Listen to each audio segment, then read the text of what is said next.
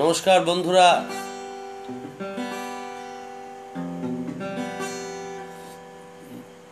নির্বাচনের দিনে বাংলার অজস্র কবিতা সম্পদ আপনাদের কানে এবং হৃদয়ে তুলে দেওয়ার জন্যে এবং নিজেকে মৃত্যু ভয়ের বিরুদ্ধে সৃজনশীল কাজকর্মে ব্যস্ত রাখার পাগলামিতে আমি যা পারি সেই কবিতা শুরু করেছিলাম এবং সকলের কাছে আবেদনও করেছিলাম যে আপনারা সকলে ভেঙে না পড়ে, কারণ পৃথিবীকে রক্ষা করার জন্যে, মনুষ্য সমাজকে রক্ষা করার জন্যে বিজ্ঞানীরা, রাজনীতির মানুষেরা, রাষ্ট্রনায়ক, রাষ্ট্রকর্মীরা, বিশেষ করে চিকিৎসক এবং নার্সরা, অজস্র মানুষ তারা জীবন তুচ্ছ করে ঝাঁপিয়ে পড়েছে। তার বিনিময়ে আমরা যে যার ঘরে নিরাপদে এখনো টিকে আছি। আমরা কি করতে পারবো সেটা আমাদের তো একটা কিছু করতে হবে। পরস্পরকে উদ্দীপনা দেবার জন্যে এবং অবসাদ মুক্ত থাকার জন্যে আবেদন করেছিলাম যে সবাই কবিতা পড়ুন, গান করুন, শিল্পকর্ম উপস্থিত করুন বন্ধুদের কাছে। সেটা আজকে 25 পর্ব। রু রু রু ও জীবন ছাড়িয়া যাসনে মোরে, তুই জীবন ছাড়িয়া গেলে মানুষে কইবে মরা জীবন রে। ও জীবন, সবাই বলুন, ও জীবন, ও জীবন ছাড়িয়া যাসনে মোরে, তুই জীবন ছাড়িয়া গেলে মানুষে কইবে মরা জীবন রে। রু রু রু রু রু রু পদ্ম পাতায় জল যেমন রে,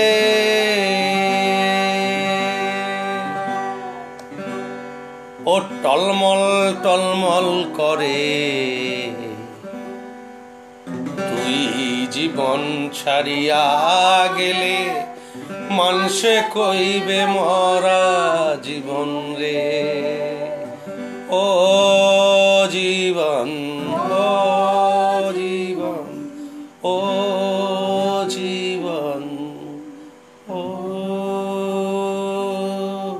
জীবন। আমি কেন বলতে পারছি না তুমি আছো, বন্ধুরা আছেন? আমি কেন বলতে পারছি না তুমি আছো, বন্ধুরা আছেন? আমি বুঝি নকশা আঁকা বাড়িটাকে জলের ফোঁটোতে রোজ উল্টো করে দেখি।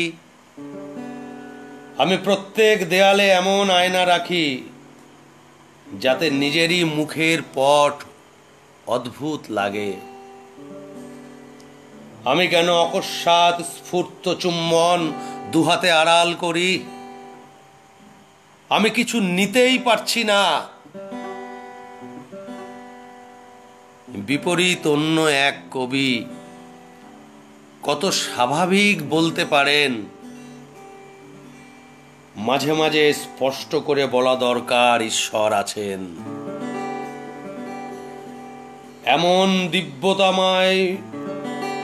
এমন দিব্যতাময় পংক্তি সমসময়ের কে লিখতে পেরেছে?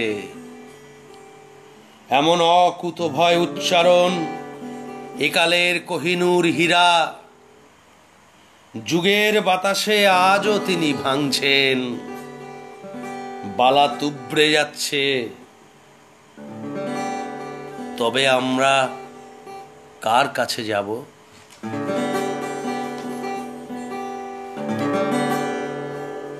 এটা কি বলে দিতে হবে কার কবিতা? বন্ধুরা যারা এসছেন, আমি গান পারি না আর কি, যা মনে হয়। আমি কিছুই পারি না, কবিতা পারি না, কিচ্ছু পারি না। আমি দারুণভাবে বেঁচে থাকতে পারি আর ভালোবাসতে পারি। এই কবিতাটি মহামহিম রবীন্দ্র কুমার আচার্য চৌধুরীর কবিতা।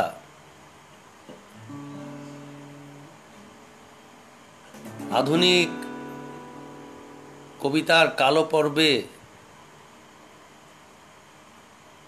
যদি মুনি ঋষির মতো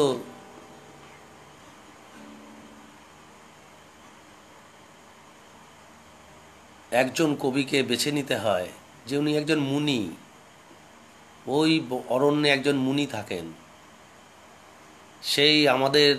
সেই মুনি হচ্ছেন রবীন্দ্র কুমার আচার্য চৌধুরী। তার এইসব কাব্যপুঁথি, তার রহস্য উদ্ঘাটন করতে আমাদের অনেক সময় লাগবে। সেটা আমাদের শিক্ষা দীক্ষার অভাবে, প্রজ্ঞার অভাবে। তাই রবীন্দ্র কুমার আচার্য চৌধুরী কোনোদিনই অনেক পাঠকের প্রিয় কবি হবেন না, কিন্তু আমার পূর্বোক্ত বাক্যটি নিতান্তই আপেক্ষিক। কারণ মনুষ্য সমাজ, বাংলা ভাষার সমাজ যতদিন থাকবে, ততদিন আধুনিক সময়ের এই কাল পর্বে রবীন্দ্র কুমার আচার্য চৌধুরী গুপ্ত কুটিরে কুটিরে পঠিত হবেনি। কারণ মানুষ চিরকাল রহস্যের কাছে, রহস্য উদ্ঘাটনের দৌড়ে ছুটে বেরিয়েছে। পাশের ঘরেই দুঃখী ছুতোর, কোন সকালেই কাঁধে অস্ত্র, এক ব্রিগেড সৈন্য কোথায় মুছে গেল, তুমি আছো ভাঙাচোরার আবর্জনায় সিঁড়ির ঘরে দুঃখবদ্ধ।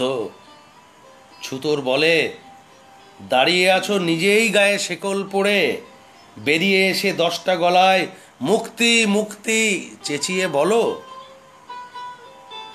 বাইরে উষা নিষেধ শুনে চৌকাঠেই নিস্তব্ধ।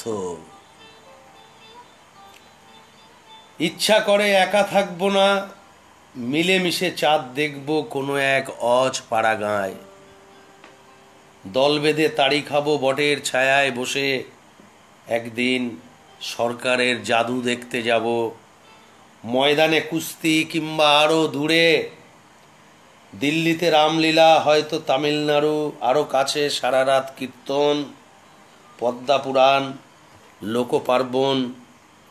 আমি ফুটবল পারি না, চাষবাস জানি না, হৈমন ধান ঘরে তুলতে গিয়ে ফেলাছেড়া করে একাকার করি। এসব কাজে আমার নৈপুণ্য লোক হাসায়। লেখা 1.5 মিনিট বন্ধ রেখে জানালায় গিয়ে আমি দাঁড়িয়েছিলাম। রাস্তায় হইচই, একটা হলুদ রঙের নিরন্ন পেরিয়া দিক বিদিক লাঠিপেটা করছে তাকে। দমাদম ঠাস ঠকাস শব্দের নিচে আমি ঈশ্বর পড়ে পড়ে মার খাচ্ছি। লোনা আঁকা নিঃসঙ্গ দেয়ালে আরও একটি চিড় দেখা দেয়। ক্রমে ক্রমে ইতস্তত সারা গায়ে মুখ্য স্পষ্ট কত চির, দু একটি ফাটল নাড়িয়ে দুরন্ত লেজ এঁকে বেঁকে চলে যায় দূর মাটি অবধি। সারাদিন মানুষের কথা আমি ভুলতে পারি না।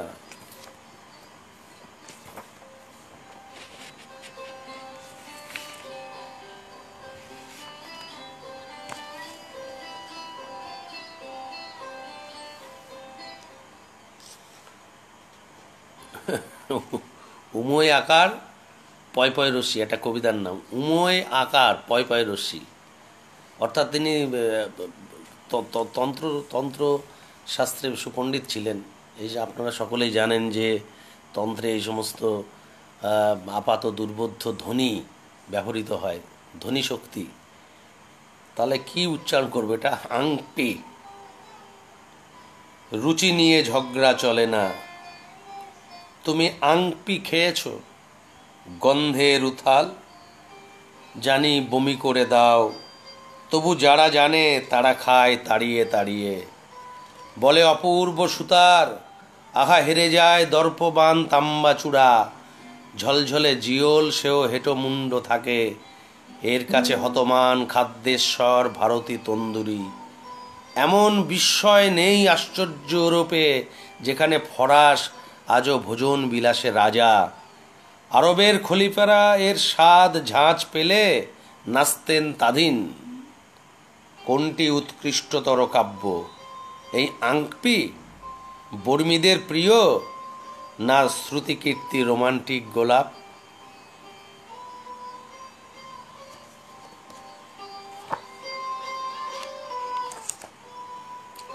এই কবিতা চলবে না, এটা কঠিন।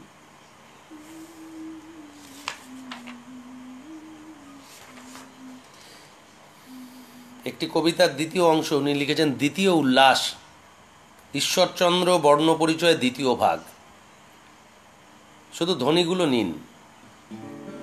অপরাধ ভাঁজে ভাঁজে গুপ্ত থাকে ব্যাপ্ত চরাচরে, পাহাড়ের খোদিত এক বিশাল পাথুরে চক্ষু টেরা, সহস্র চোখের মতো সবই দেখে পরদার গমনের পাপ। স্মরণেও কি অর্শে, শাস্ত্রে ভনে অর্শে। 8 প্রকার মৈথুনের এও এক প্রকার, অগম মাসে দর্শন কীর্তন বা গুহ্য ভাষণ সবই তবে পাপ। কোথায় পা রাখি তবে? কবি গায় গান পুণ্য এতে দোষ নেই, কত পালা যুগে যুগে বাঁধা হলো। পাপ শুধু দুষ্ট শব্দ, তাকে ক্ষমা কখনো করি না। কবি নিষ্পলক দেবতারই মতো মাটি থেকে একটু উঁচুতে বসে, সেও শুধু সংকল্প, বাক্য স্পর্শে কি দৃষ্টিতে তারই মতো জন্ম দিতে পারে। আর শোনো, চন্দ্র সূর্য আসমান, শিকে বেধা জবারং গোমহিষ মেষ, ক্রব্য ঠাসা পিঠার গুটনো কোষ্ঠীপুর মায় চুনো মাছ, পিতৃমাংস মাতৃমাংস 1,100,000 ধাজ ভান, জিভে আজও কষিত কাঞ্চন মধু লাগে। হায় ঈশ্বর, পরলোকে আরো কতবার কত জন্ম মারাত্মক তরাজুর চটুল কাঁটায় ডানের এই পোষ্যপুত্র ভুবনকে কৃতকর্মে রিপুদোষে। সবই কৃপা, ফাঁসি যেতে হবে। সমস্ত ভঙ্গিটা পাপ আর বিচারের ভীষণ উল্লাস, ফুটে আছে অনুপ্রাসের শব্দের গোলাপে। হায় অপরূপ স্নেহাতুরা মাসি, জিহবার বজ্র তুমি বুক পেতে নাও, জিহবার বজ্র তুমি বুক পেতে নাও, জিহবার বজ্র তুমি বুক পেতে নাও।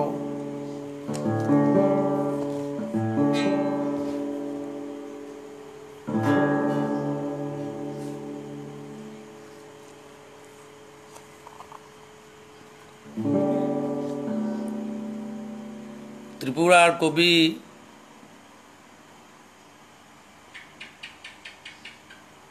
অনুপ দুর্বোধ্য মানে কিন্তু অবদ্ধ না, দূরে গিয়ে বদ্ধ।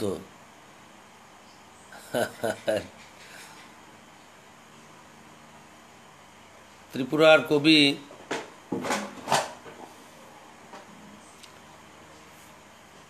অশোক দেব,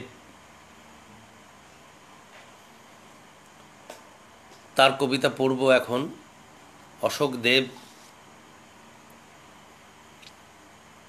এর আগেও আলোচনায় বলেছি, আজও সেটা মনে করিয়ে দিই যে আমাদের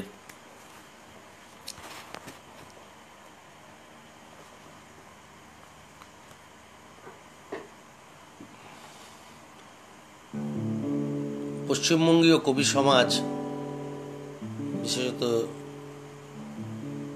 নগর নগর নগরের উচ্চারিত যে কবি সমাজ, তাদের থেকে একটু দূরে জেলায় জেলায় যারা লেখেন এবং আরও দূরে বহির্বঙ্গের যে বাংলা কবিতার চর্চাটা হয়, বাংলাদেশের কবিতা, মূল বাংলা ভাষার দেশ বাংলাদেশ, সেখানকার কবিতা সবই একটু নিচু নজরে দেখা হয়। অনেক সময় আমরা নিজেদের অজ্ঞতা ঢাকতে এগুলো করি।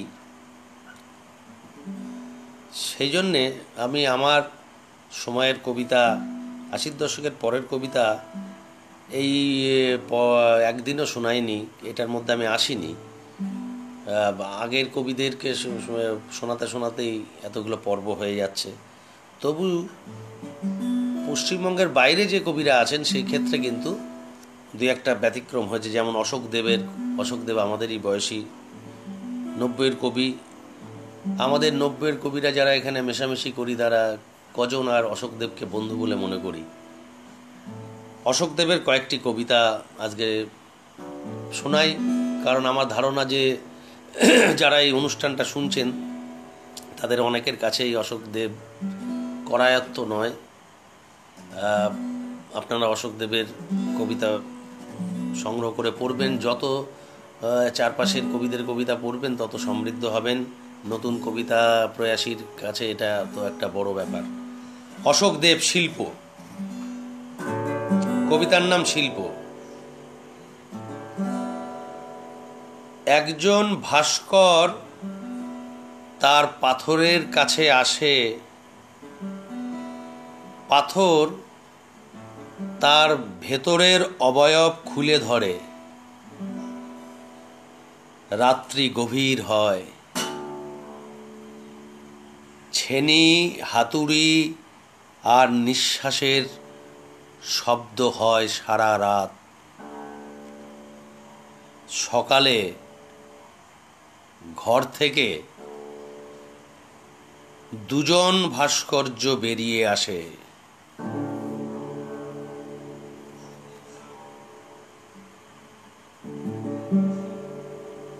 উপসর্গ। শুনেছি জ্যোৎস্না রাতে একটি গোপন নৌকো ঘাটে ঘাটে ঘোরে। বহুকাল এই গ্রামে থেকে আমি দেখিনি, শুধু শুধু নদীর নামে রটিয়েছি অপবাদ। আজ মনে হয় সব ঘাটই রাতে রাতে মিশে যায় জলে। নদী আর নৌকোতে চলে অভিমান।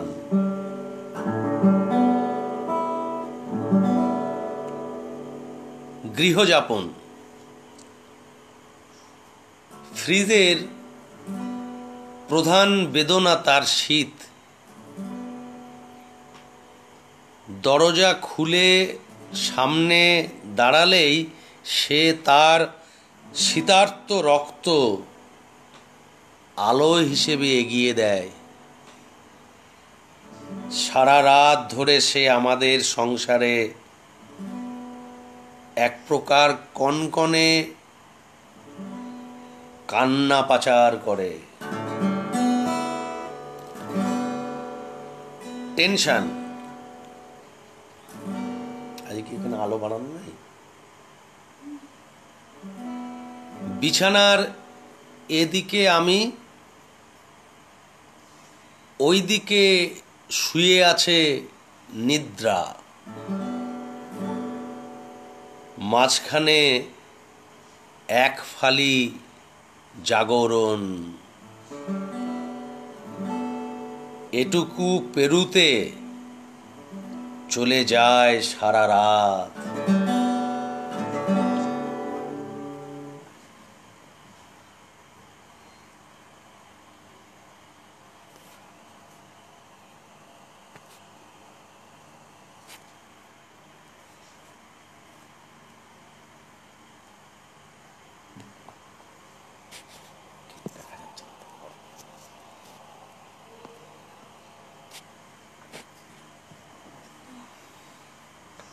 ছায়া সঙ্গীত।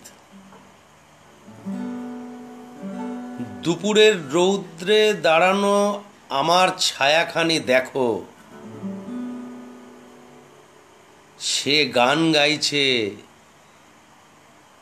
ছায়া সঙ্গীত।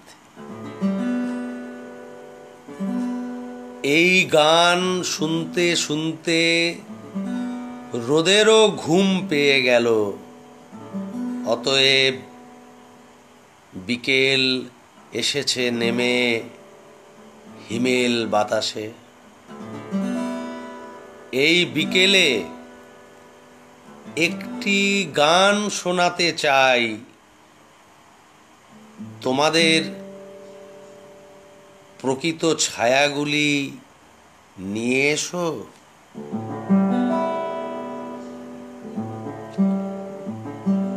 কবিতার নাম পাগল। অশোক দেবের কবিতা পড়ছি।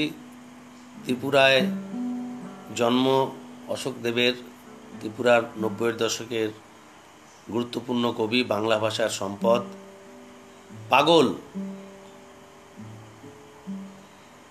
শোনা যায় চুরির দায়ে পিটুনি খেয়ে সে মাথার ভারসাম্য হারিয়ে ফেলে।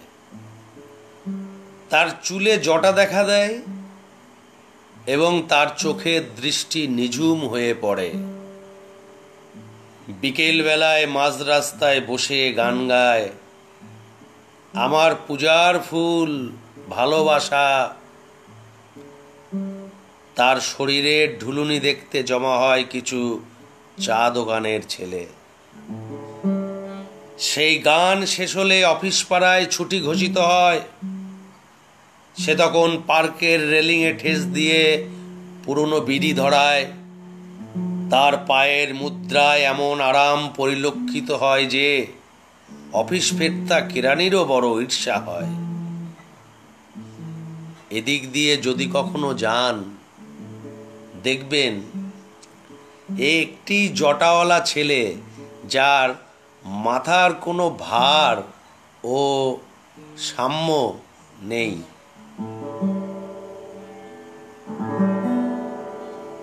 কেবল শহরে বসন্ত আসার আগে তার অনুমতি লাগে।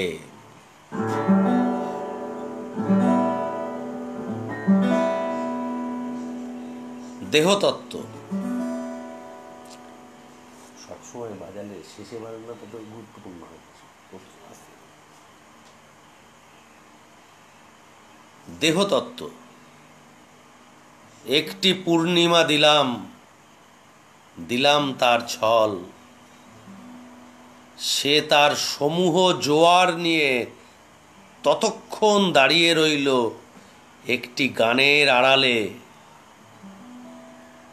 সেই গান সরিয়ে আমি যে কাছে যাব, আমাদের পরস্পরের চাঁদ সে কথা জানত। তাই তাদের অকারণ জ্যোৎস্না কমিয়ে দিল। সেই থেকে পক্ষের প্রবর্তন। কৃষ্ণপক্ষে গান দিয়ে গড়ে তুলি নীরবতা। শুক্লপক্ষে নীরবতা ভেঙে করি গানের রচনা।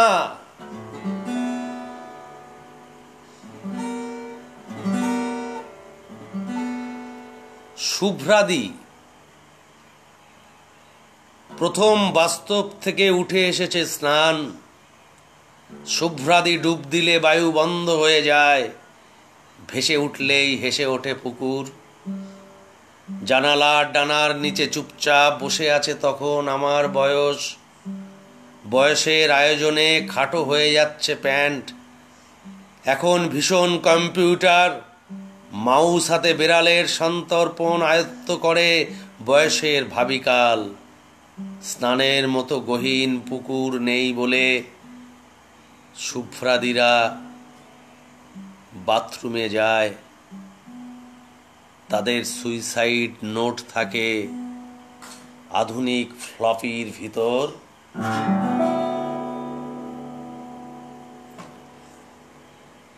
শুভ্রাদি 2। শুভ্রাদির বিয়ে হয়ে গেলে আর অঙ্ক মেলে না। স্যারের বেতের নিচে হেলায় চলে যায় হাতের পাতা, যেন আরো নেওয়া যায় সহস্র বেদনা। কত বিয়ে হয়, লাইন দিয়ে চলে যায় কত ফুল গাড়ি, মৃদু হাসে কৃত্রিম ক্যাটারার।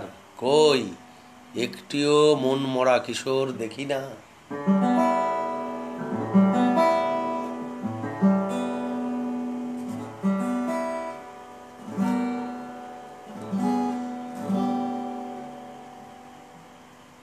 কৃতদাস,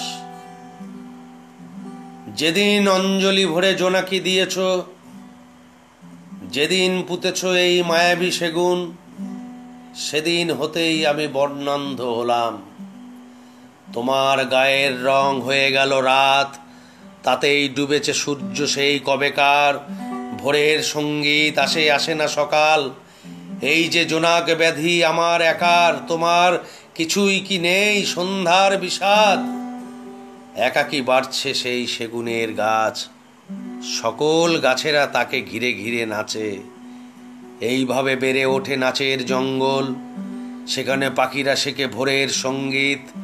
জোনাকি ঘুঙুর হয় মনের আসরে, তাতেই একার আলো ঘুরে ঘুরে মরে।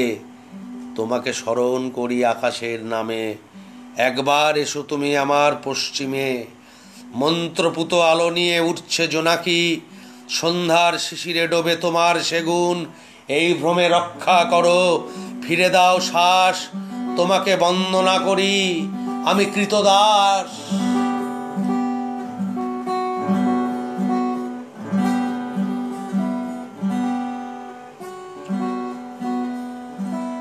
আজকের অশোকদেবের শেষ নিবেদন আমার 21শে এপ্রিল 2016। এই যে ডগমগ রোদ, এই যে মেঘেদের সংসার, এই ফুলটি, এই যে শুয়ে আছে যে বিড়াল,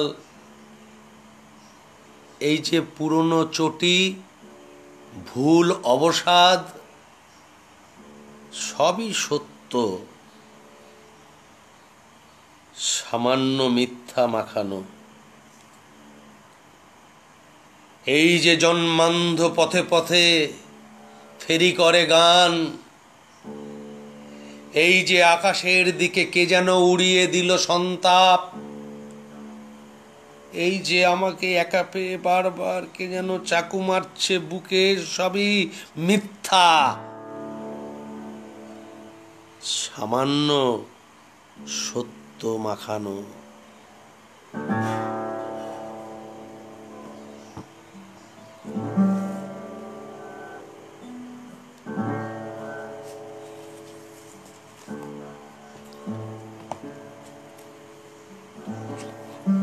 ছোট ছোট কবিতার মধ্যে যে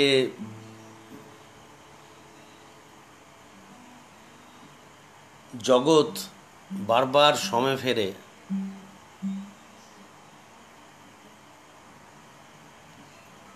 তার একটা উদাহরণ অশোকদেবের এই কবিতাগুলিতে পেলাম, পাওয়া গেল, আপনারা পেলেন। এইরকমই একজন আমাদের পশ্চিমবঙ্গে বাংলা ভাষার একজন তরুণ, তাকে আমি ছোটবেলা থেকে চিনি, সে তার সঙ্গে দেখা হতো, সে অশোকনগরে বাড়ি। আমি যে সমস্ত দাদাদের কাছে তখন যেতাম, সে 90 দশকের খ্যাতি কুড়োনোর দিনগুলিতে, সেখানে এ যেত না, কিন্তু আমি বহুবার তার কবিতা সেই সমস্ত মানুষকে দিয়েছি। কিন্তু এরকম অনেকের কবিতাই আমি দিয়েছি আমাদের অঞ্চলে যারা লিখেছেন। অনেকের কবিতা শহরের দিকপালরা বিভিন্ন জায়গায় গ্রহণ করলেও এর কবিতা করেনি। আমি আজও বুঝতে পারি না কেন করেনি। তারপরে এই যে ১.৫-২ দশক কেটে গেল, দেখা গেল সেই কবির কবিতা সংগ্রহ বেরিয়েছে ধানসিঁড়ি থেকে এবারের বইমেলায়। আর আমার খুব আনন্দ হয়েছে যে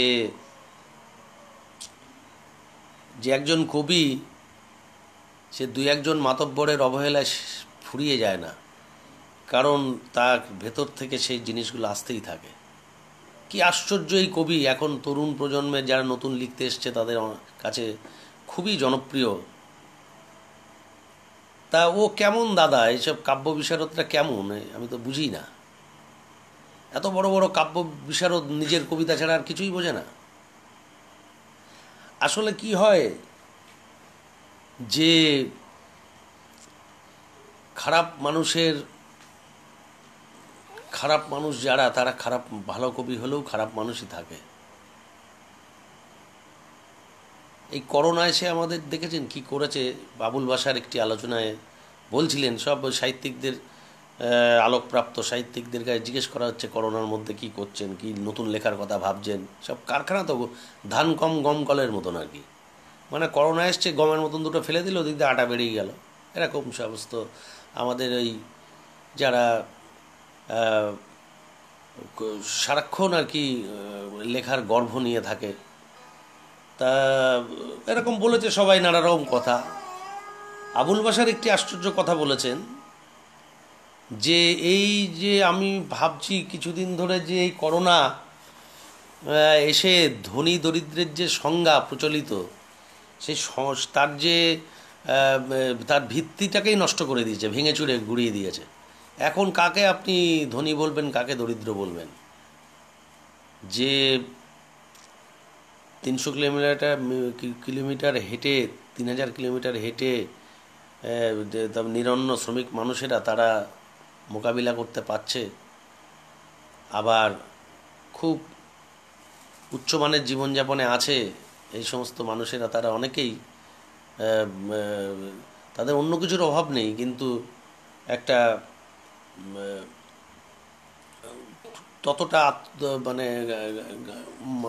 কী বলবো আর কি, ঘাতক নয় এমন সহ্য করতে পারছে না তারা। এইসব নিয়ে নানা আলোচনা হচ্ছে।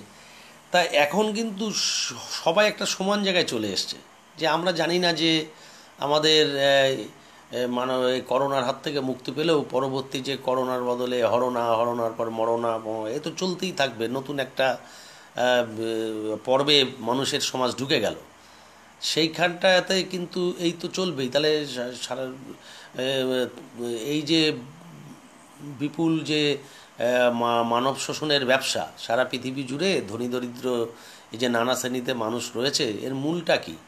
মূলটা তো এক শ্রেণীর মানুষ, তারা অন্য মানুষকে নিংড়ে নিয়ে একটা জায়গায় অল্প কিছু মানুষ, সারা বিশ্বের সমস্ত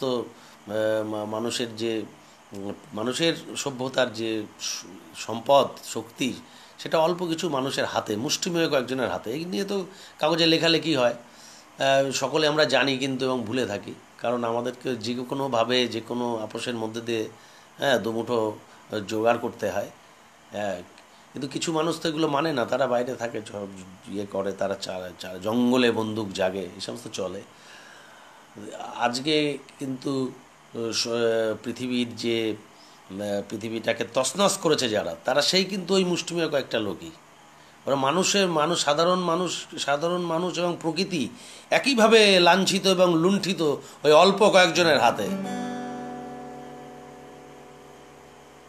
আমি তো কবি, আমি একজন যত সামান্য শক্তিরই মানুষই হই না কেন, আমি তো একজন কবি। আমি এদের শাস্তি চাই, এবং আমি এই কথাই বলছি যে আজকে যে বড় কবিরা এই সমস্ত কবিদেরকে অবহেলা করেছে, ওই সেই ধনী দরিদ্রের মতন এইখানে কাব্যের জগতে, শিল্পের জগতে ক্ষমতাবান মানুষেরা তারাও শূন্যে এসে পৌঁছেছে এই মুহূর্তে, এবং এরাও শূন্যে, সব একই জায়গায় করোনা ফেলে দিয়েছে। নতুন করে যদি আমাদের মুক্তি হয়, মানুষের আবার রাস্তাঘাটে সভ্যতার মধ্যে আমরা যেতে পারি, সকলকেই কিন্তু শূন্য থেকে শুরু করতে হবে। তাই আমি বলি যে আপনারা শুনুন এবার কয়েকটা কবিতা। এই কবির নাম অনির্বাণ দাস, অশোকনগরে বাড়ি অনির্বাণ দাস। তার কয়েকটা কবিতা শুনুন, শুধু কান খাড়া করে কয়েকটা কবিতা শুনুন, যে যাদেরকে নিয়ে একটু দুমদাম লাফালাফি করে, এই করে সে করে, আহ কি কবি বলা হয়, হ্যাঁ, আর এই কবিকে বলা হয়নি। কিন্তু 20 বছর পরে কিন্তু তরুণ কবিতার পাঠকেরা, তরুণ কবিতা প্রয়াসীরা একে কিন্তু মাথায় তুলে নিয়েছে এবং যথাযোগ্য মর্যাদায় তার সমস্ত কিছু এক জায়গায় করে, হ্যাঁ, বিশিষ্ট প্রকাশনী থেকে ধানসিঁড়ির মতন তাই কবিতা সংগ্রহ বেরিয়েছে। এবং বইমেলায় আমি দেখেছি যে ছোটদের কত উল্লাস এইগুলো নিয়ে। এটাকেই বলা হয় কবিতার জয়। কোন কবিতার জয়? বড় বড় কথা তো বললাম, আপনারা এখানে যারা আছেন তারা প্রত্যেকেই মুহূর্তে আমাকে, হ্যাঁ, বড় বড় কথা বলে, হ্যাঁ, ফুটানি বেশি, এসব বলেন, মনে মনে রাখেন। এবার আমি অনির্বাণের কয়েকটা কবিতা দিয়ে আপনাদের ডিফেন্স আমি ভেঙে দিচ্ছি, চ্যালেঞ্জ এটা। বাজাও ভাই, বাজাও বাজাও, বাজাতে পারো না?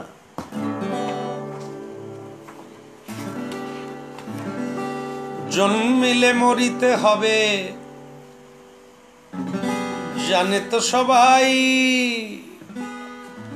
তবু মরণে মরণে অনেক ফারাক আছে ভাই। সব মরণ নয় সমান, সব মরণ নয় সমান,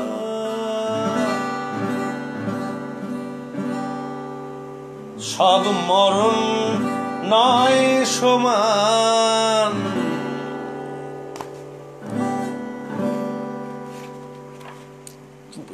একদম শেষ।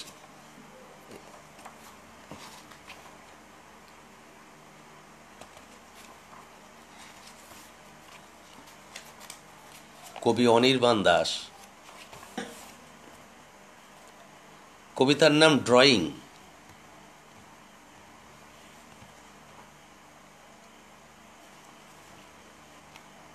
একটা গোল্লা দাও প্রথমে বড় করে, তারপর তার ভিতর আবার ছোট ছোট দুটো, এই হলো চোখ। এবার একটা দাগ দিয়ে নাক, তারপর ঠোঁট, তারপর কান, মাথায় কিরিকিরি করে কয়েকটা দাগ দিয়ে চুল। মানুষ আঁকতে গেলে এখনো আমি প্রথমে শূন্য লিখি।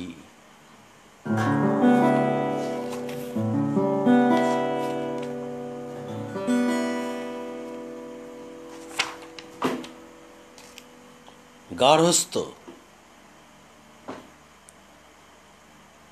দেয়ালের গায়ে টিকটিকির মুখ থেকে বেরিয়ে থাকা ফড়িংয়ের শেষাংশের মতো আছি। দেয়ালের গায়ে টিকটিকির মুখ থেকে বেরিয়ে থাকা ফড়িংয়ের শেষাংশের মতো আমি আছি। মুন্ডু ঢুকে গেছে আগেই, ডানাও ঢুকে গেছে প্রায়। টিকটিকি বুঝে নিচ্ছে শুধু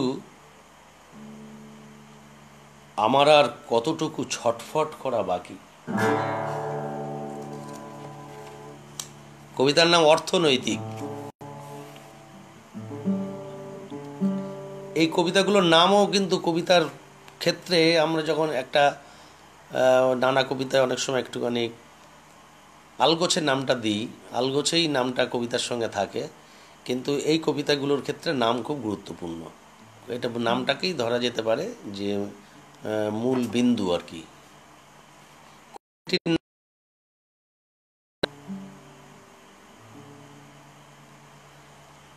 আমরা এই খুচরো পয়সার 4 আনা 8 আনা জীবনে তাহলে কি শিখলাম? আমরা এই খুচরো পয়সার 4 আনা 8 আনার জীবনে তাহলে কি শিখলাম? শিখলাম 100, 500, 1000 যে যত বড় নোট সে কিন্তু তত বেশি সন্দেহজনক।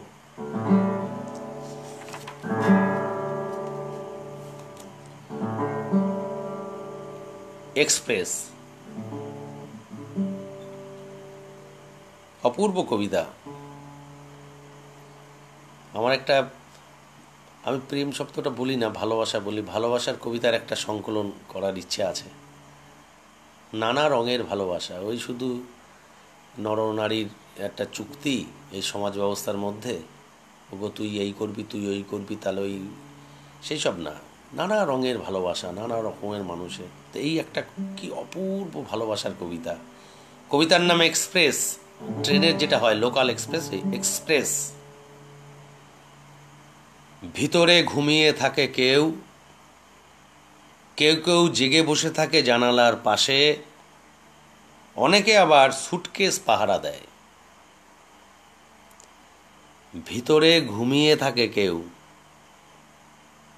কেউ কেউ জেগে বসে থাকে জানলার পাশে,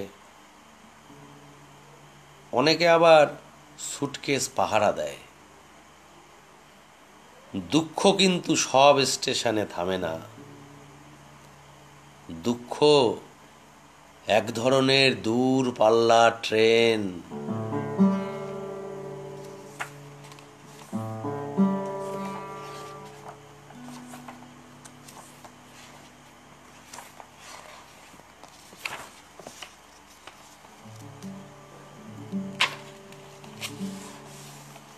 কবিতার নাম বৃত্ত।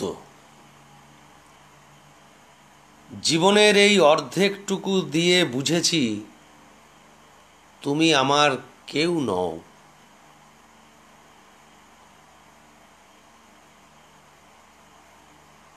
বাকি অর্ধেকটুকু দিয়ে তাই জানতে চাই তুমি আমার কে ছিলে। তা না হলে কেমন করে বলবো এ জীবন শূন্য হলো।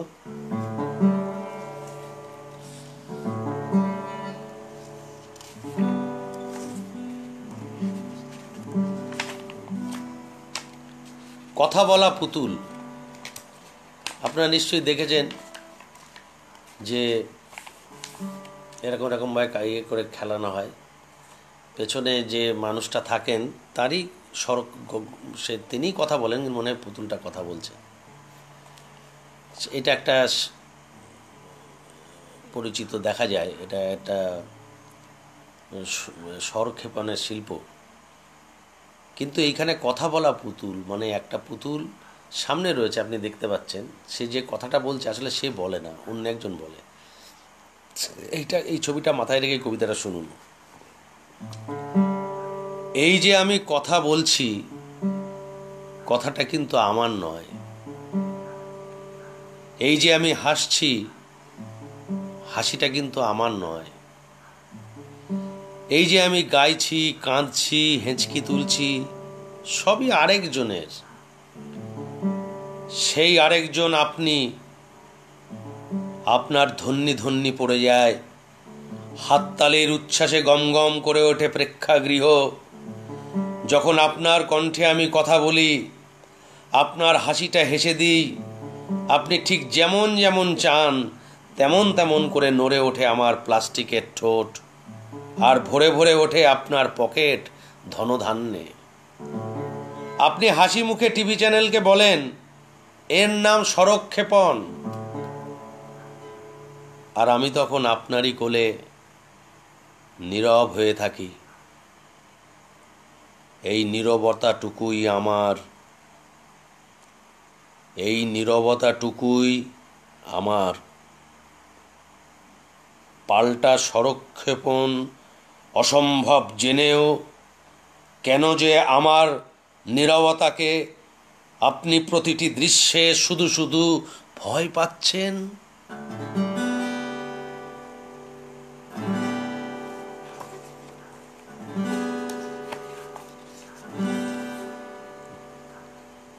নীরবতা যদি কোনো নার্সিং হোমের নাম হয়, আমি তক্ষুনি ভর্তি হয়ে যাব। টাকা লাগে লাগুক, যা আছে দেব, দিয়ে দেব, যা নেই তাও। ইঞ্জেকশনে না করব না আর। শুধু সেরে ওঠার ব্যাপারে আপত্তি ছিল, আপত্তি আছে। এখান থেকে ছাড়া পেয়ে আমি আর কোথায় যাব? নীরবতা যদি কোনো নার্সিং হোমের নাম হয়, দেখো আমি আর কথা বাড়াবো না।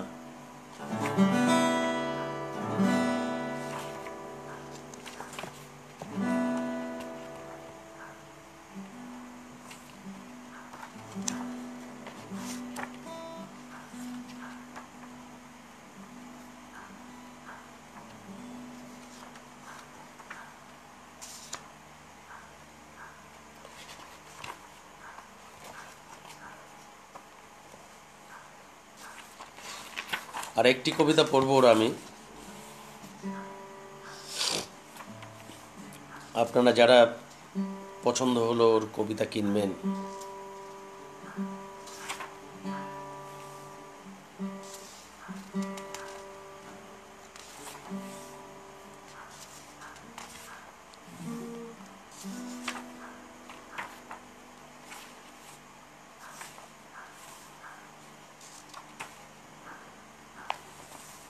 কারবার। রাত্রিরের পেট্রোল পাম্পের সামনে থেকে টর্চ মেরে সিগন্যাল দেয় কুয়াশার ভিতর, আর 407 এসে দাঁড়ায় নীরবে। নেশা ব্যাপারটাই আসলে এই রকম।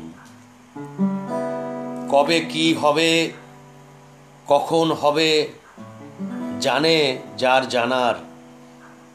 দূর থেকে নজর রাখে জীব। এক ঘাটে জল খাওয়ার ব্যাপারে ফেব্রুয়ারি মাস কিছু বলবে না। শুধু শিরশিরে হাওয়া দিলে শোনা যাবে দূরের হুইসেল।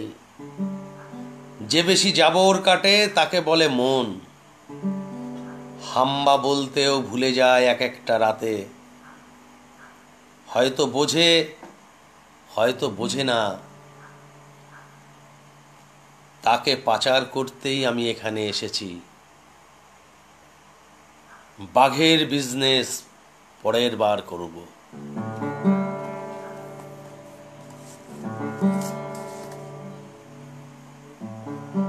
কেমন লাগলো অনির্বাণ দাসের কবিতা? যদি ভালো লাগে পড়বেন। মণিমুক্তায় ভরা আছে এইগুলো। অপূর্ব কবিতা, এক একটা কবিতা। এই সমস্ত কবিতাগুলি আপাত সরল, কিন্তু কবিতাগুলির অবস্থান কিন্তু গভীর আক্রমণাত্মক, গভীরে আক্রমণাত্মক। মার খাওয়া মানুষের অস্ত্র তো বিষাদ, এবং বিষাদ অস্ত্রের মোকাবিলা করতে পারে এমন কোনো পাল্টা অস্ত্র বেরোয়নি।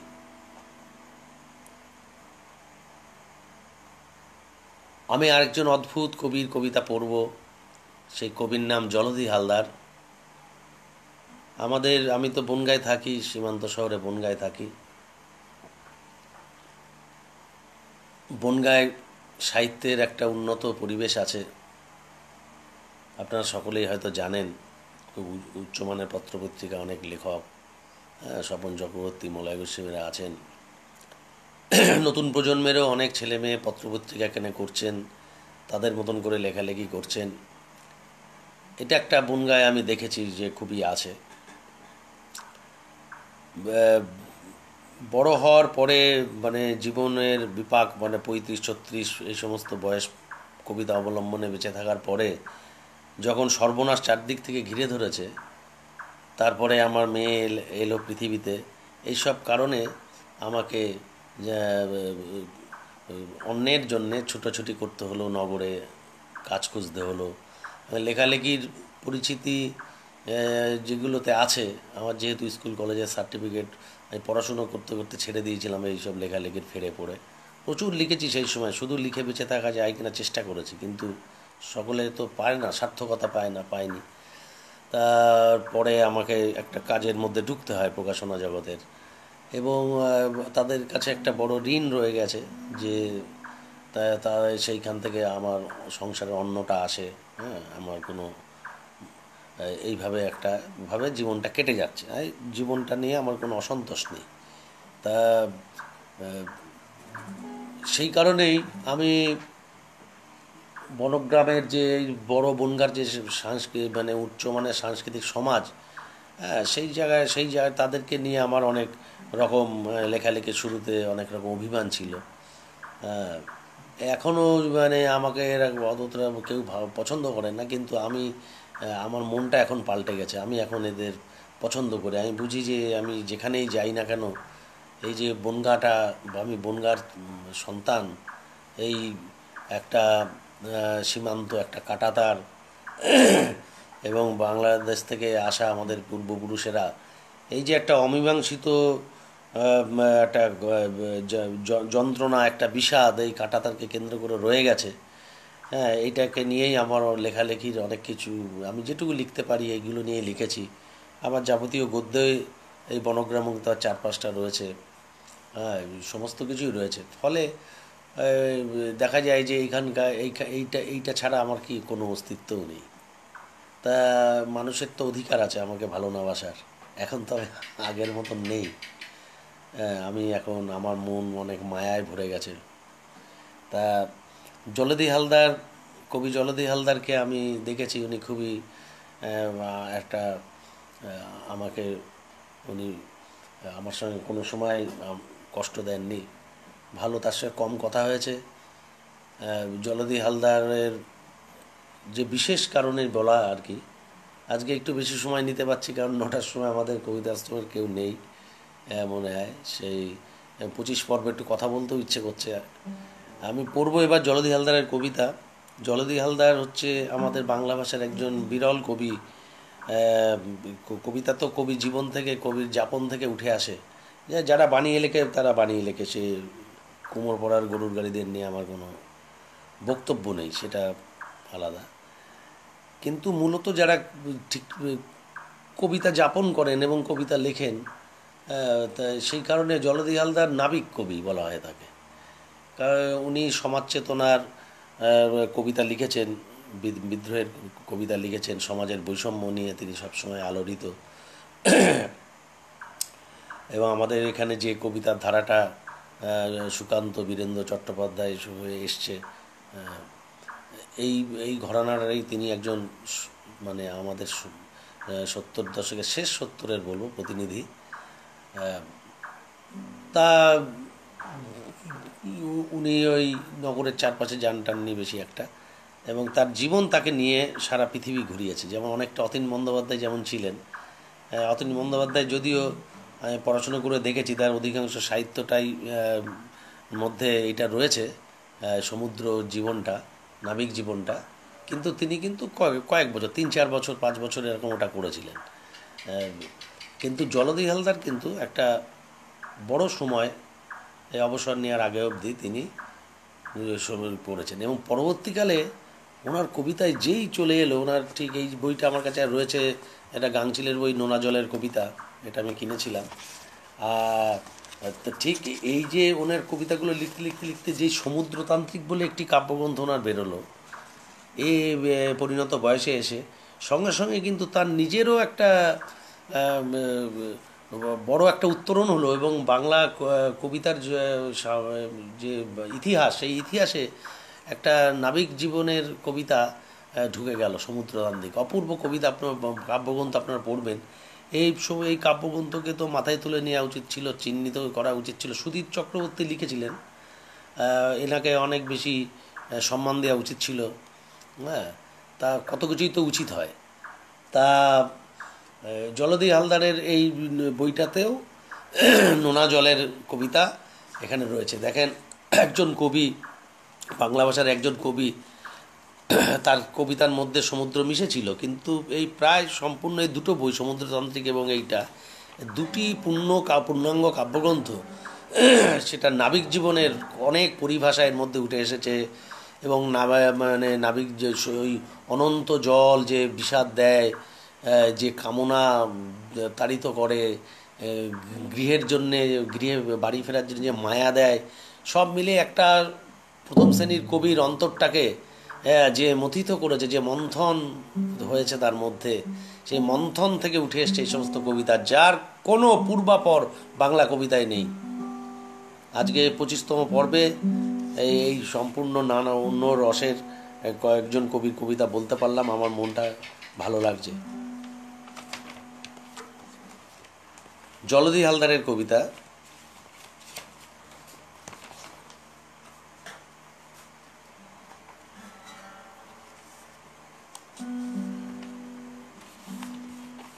প্রথমে একটা ছোট কবিতা পড়ছি, অসাধারণ কবিতা। এটাও আমি আমার ভালোবাসার কবিতার সংকলনে রাখবো বলে ভাবি। কত কাজ মনে মনে থেকে যায়, আর কতদিন পারবো তো জানি না। আপনাদের শুনিয়েই দিই। কবিতার নাম দেখা। এটাও আমার শ্রেষ্ঠ, খুবই উচ্চমানের চিরস্মরণীয় ভালোবাসার কবিতা মনে হয়েছে। কবিতার নাম দেখা। তুমি স্থলে দাঁড়িয়ে সমুদ্র দেখো, আমি জলে ভেসে ভেসে তোমাকে দেখি। তোমাকে চিনতে আলো লাগে না, নিরক্ষর জলের অন্ধকার খুব গভীর, মুছতে মুছতে এই নাবিক জীবন ফুরিয়ে যাবে। তোমাকে শুধু 7 সমুদ্রের শুশুক দেখাতে পারি, যা হারিয়ে ফেলতে সূর্যাস্ত লাগে না।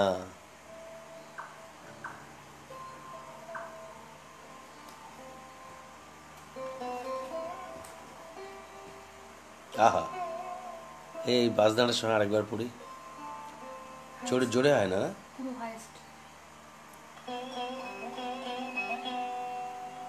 তুমি স্থলে দাঁড়িয়ে সমুদ্র দেখো, আমি জলে ভেসে ভেসে তোমাকে দেখি। তোমাকে চিনতে আলো লাগে না, নিরক্ষর জলের অন্ধকার খুব গভীর, মুছতে মুছতে এই নাবিক জীবন ফুরিয়ে যাবে। তোমাকে শুধু 7 সমুদ্রের শুশুক দেখাতে পারি, যা হারিয়ে ফেলতে সূর্যাস্ত লাগে না।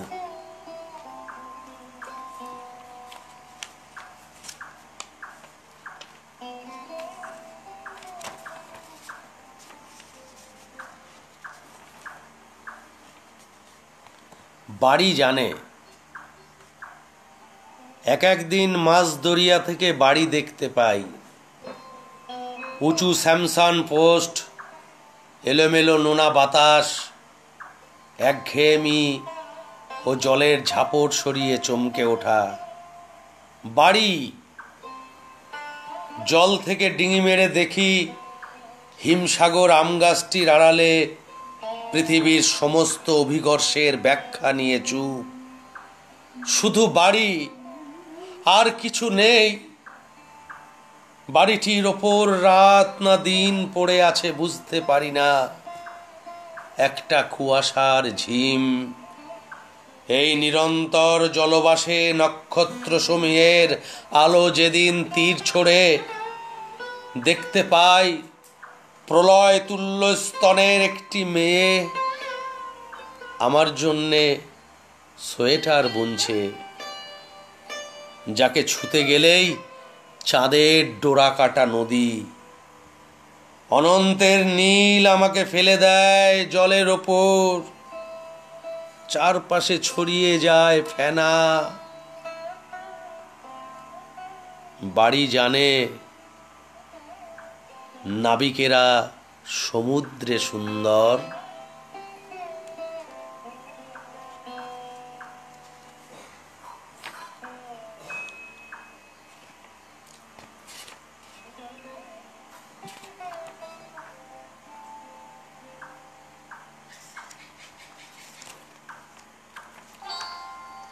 কাশেম সারেং।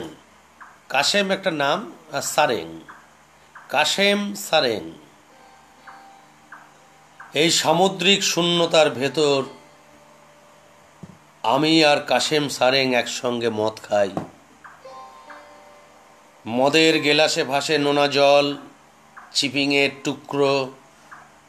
দিন শেষে আজ স্টাবোর্ডে ভেসে ওঠা শুশুকের দল, চুল খোলা মেয়েরা ও তাদের কোনারকি ভাঁজ। আমি নাবিকের পোশাকে, সেফটি শু, কড়া হেলমেট, ওয়ার্কিং গ্লাভস, ওভারঅলের পকেটে জ্যাক নাইফ। জাহাজের অ্যাঙ্কার ল্যাসিং, ডেরিক নামিয়ে মনে মনে কিনারার বাঁকে একটি পেড্রো রেখে ফিরি। কাসেম সারেং কেবিনে ডাকে, চলো ব্রাদার, হয়ে যাক এক পাত্তর। আমিও পাঙ্গা নিয়ে দেখি সে জলের মতন, অল্পেতে টরে টক্কর, পেরির গ্লাস উল্টে ভিজে ওঠে টেবিল। গাছ আসে, বালক বেলা আসে, ওর পালিয়ে যাওয়া বিবি জান। অন্য জাহাজের রেডার, পরিত্যক্ত বন্দরের বিকেল, কামাতিপুরার বেশ্যা মহল্লায় স্টার লাইনের ফ্ল্যাগ ওড়ানো। কোনো ভূখণ্ড নেই, অপুণ্যের সমগ্র নিয়ে শুধু এক দীর্ঘদেহী কিরাত, যেখানে জল ও জাহাজ সত্য, সমুদ্রের স্বগতোক্তি সত্য, যা পাঁচটি ইন্দ্রিয় দিয়ে আমারও খুব পরিচিত। ভাষা ও বোধের হেরফের পাল্টে দিয়ে একই সান্ধ্য পাঁচালী। মদের টেবিলে ওরে জল বিলগ্নের ইনবক্স। আমি লংটেক ও দৃশ্যের জ্যোতি চিহ্নে কাসেম সারেংয়ের আগা 5 তলা চিনে ফেলি। রোলিং শুরু হয়। মধুকর নাচে সমুদ্র নির্মাণের ঘোর লাগা ঝড়ে। যেন আর কাটা নিয়ে হাল সামলাই, আমার সি সিকনেস নেই। Kasem Sareng invisible. Khidirpur Dent mission রোডের কয়েক ফেদম নিচে তার বাপ খেলানো মা তাড়ানো ছেলেবেলা। কান ফাটানো ফক্স সিগন্যাল বাজিয়ে তাকে জলের অগ্নি পর্বতে ডেকে আনি। রাত গভীর হয়ে উঠলে সে আড়ে দিঘে দিগন্তের সমান। জলের বাকল ছিঁড়ে আনে কোরালের ফুল, আদ্যিকালের ডুবে যাওয়া জাহাজের হাড়গোড়। তার মধ্যে আমারও 2-1টা নোঙর মাস্তুল। তাকে মাংসাশী মনে হয়, তাকে মাংসাশী নয়, মনে হয় শালা মাছ খেকো।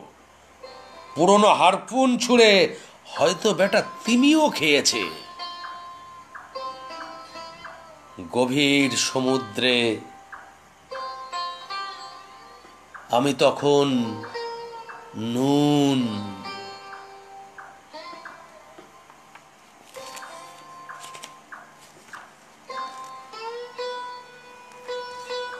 আমার সি লেগস। সব মানুষের বুকে একটি তরুণ সমুদ্র আছে। সেই অতল জলে লুকিয়ে থাকে অজস্র মেরিন অ্যানিমাল। মাঝে মাঝে তাদের ভোঁ শোনা যায়। সেখানে কখনো ছুটে আসে হাঙর, কখনো প্রাচীন বন্দর। আমি অতিশয় ভাগ্যবান। সর্বস্ব ও সর্বনাশের মতো আমারও এই সব আছে। যে কোনো উথাল পাথালকে তুড়ি মেরে পার হয় আমার সি লেগস, আর সমুদ্র চিরে মাতাল স্টিয়ারিং ঘোড়ায় স্টাবোর্ড 10 পোর্ট 20। এইসব জলজ ভালোবাসার জন্যে আমার সামুদ্রিক হওয়া অত্যন্ত জরুরি ছিল।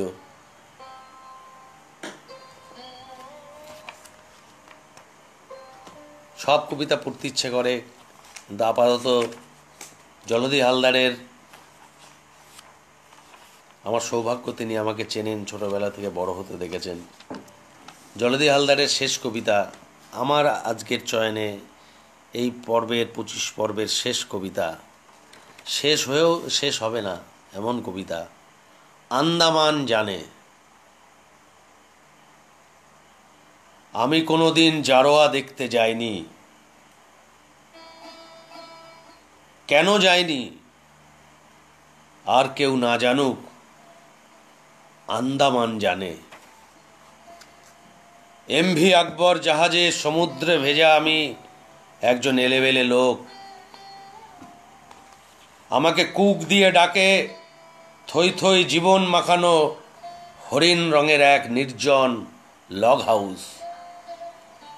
পৃথিবীর সব জলযানের পরিণতি যা হয়, স্ক্রাপের সস্তা লোহা কিংবা মাস্তুল ভেঙে ঘুমিয়ে পড়বে বঙ্গোপসাগরের পেটে, তেমনি কেউ টের পাবে না আমিও অজস্র মানুষের ভিড়ে হারিয়ে যাওয়া নাবিক। শুধু শুনতে না পেলেও চ্যাথামের পুরনো মেঘে জেগে থাকবে তার ভোঁ। সামুদ্রিক জ্যোৎস্নায় ভেসে উঠবে প্রোপেলারের জল কাটা দাগ। হয়তো আমারও দু একটা শ্বাস প্রশ্বাস। দীর্ঘ প্যাডগের ডালপালার সঙ্গে নিকোবরি রান্নার স্বাদ, ওয়ান্ডুর সৈকতে সুনামিতে শিকড় ও প্রাণ গাছের বিস্ময়, মায়াবন্দরের 1 বিঘত জেটি ও বিবর্ণ ক্রেন যার মাথার উপর প্রতীক্ষার শঙ্খচিল, এই সব বুকের ভেতরে থেকে যাবে। একজন এলেবেলে বহিরাগত আর কি চাইতে পারে বলো? সাক্ষী থেকো জলিংঘাট, দেলানিপুর, অ্যাবারডিন, ভাতুবস্তি, গারাচারমা, খরস্রোতা কালবাং। সাক্ষী থেকো হাডোর আইল্যান্ড সাক্ষী থেকো হাডোর আইল্যান্ড শিপ রিপেয়ারের গলি, যেখানে একটি চশমা পরা মেয়েকে কবিতা লিখতে দেখেছিলাম। আমাকে ভুলে যাবে রেকন বাতিঘরের আলো, রসের ভাঙা গির্জা, চিড়িয়া টাপু, হাটবে, জলিবয়, ইন্দিরা পয়েন্ট। রঙিন কোরাল রচিত হবে আরো বহু দূর। সাপকাটা আদিম পাথর ও জঙ্গল। একদিন ছোট্ট পাহাড়ের ইউব্যাক থেকে নেমে আসবে নতুন কোনো ঝর্ণা। আমাকে ভুলে যাবে আগামী সংখ্যা বাক প্রতিমার অজস্র পৃষ্ঠা, পোর্ট ব্লেয়ারের ছড়ানো ছেটানো বাংলা, গান্ধী পার্কের প্রমোদ তরণী কিংবা সেলুলার। রঙ্গতের ঝাঁকড়া চুলো ছেলেটিও ভুলে যাবে যে আমাকে গাছের শিকড়ে কুড়িয়ে পাওয়া একটি তীর দিয়েছিল, যে তীরখানি হাতে নিলে অচেনা ভাষা, অচেনা স্বপ্ন, শরীরে পাতার পোশাক, কখনো সারা রাত সংজ্ঞার ভেতর চকচক করে। এসএস মহারাজা আমি দেখিনি, যা লিখলাম তা নির্জলা সত্যি। আগুনে দিলেও এতটুকু পুড়বে না। মনে হয় স্বাভাবিক নারকেল বাগান ছুঁয়ে নৈশব্দের বালুকায় আমি হঠাৎ লাফিয়ে ওঠা ব্যাককেলে হলফা, আবার জল হয়ে ফিরে যাব জলে। ভুলে যা খুব ভালো, স্বাস্থ্যসম্মত। হে অনাদি অতীত, ভুলে যাওয়া ভালো কথা। ভালো থাকা যায়।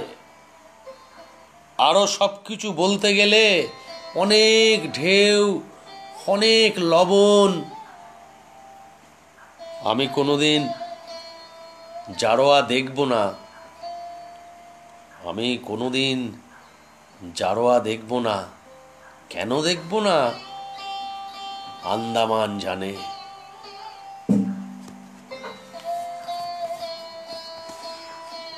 নমস্কার বন্ধুরা, কাল পর্ব 26 দেখা হবে 8টায়।